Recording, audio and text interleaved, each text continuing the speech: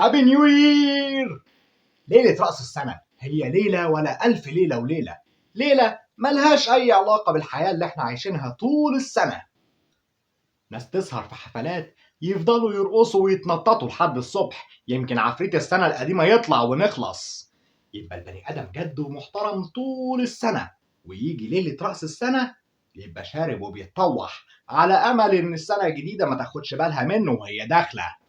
شباب قاعدين يذاكروا طول الشهر في أمان الله، يطلع في دماغهم ينزلوا يعكسوا البنات ويقول لك لو ما عكسناش بنات حتتنا مين يعني اللي يعكسهم؟ يقولوا علينا ايه الجيران؟ ما بنشوفش. استغفر الله العظيم يا رب. هو ايه اللي بيخلينا واقفين طوابير على اللب والسوداني؟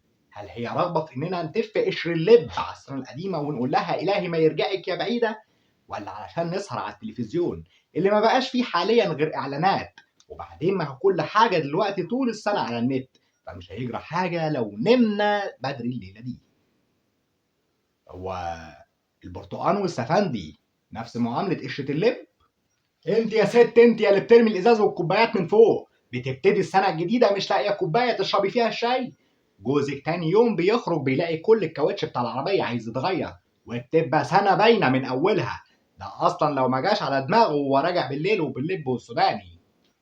وهيجرى ايه في الدنيا لو لميتي الحاجات البايظة دي ورميتيها في كيس الزبالة عادي؟ ولا هو لازم نفرش للسنة الجديدة الأرض كلها فوضى؟ وبعدين ايه كمية الحقد والغل اللي بترمي بيها الإزاز دي؟ هو حد لا سمح الله زعلك في حاجة طول مدة ال 365 يوم؟ المقاريض الصغيرين أحباب الله، هو إيه مزاجك لما تفرقع بومب في الشارع جنب خلق الله؟ مكلفينك تقدم فقرة الكاميرا الخفية مثلا ولا إيه في ليلة رأس السنة؟ وبعدين يبقى راجل كبير قد جدك معدي يتخض ويجيله سكتة قلبية وأنت واقف تضحك يا واد؟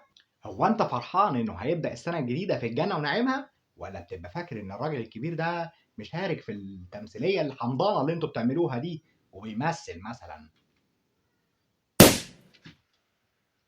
وانت طيب يا حبيب قلبي، كل سنه وانت طيب يا عسل حبيبي. انت عم بابا نويل، انت اللي عمرك ما عبرتني وجبت لي هديه واحده زي بقيه خلق الله. بشوفك في كل الاماكن وعمرك ما جيت بيتنا. لو مش عارف العنوان قول لي انت فين وانا اجي اخدك بنفسي. ونفضل ندعي ندعي يا رب تبقى سنه سعيده احسن من اللي قبلها، مع اننا لسه مقابلينها بنفس العته بتاع السنه اللي فاتت. وليه الإصرار إن السنة الجديدة لازم تشوف أسوأ ما فينا؟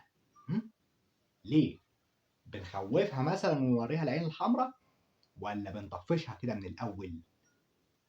ونستغرب بعد كده هي ليه الدنيا مش ماشية معانا كويس؟ ما هو حضرتك لسه مقابلها أسوأ مقابلة. قابل بقى يا عم حبيبي. خلاص بقى يا حمادة، خلاص حبيبي.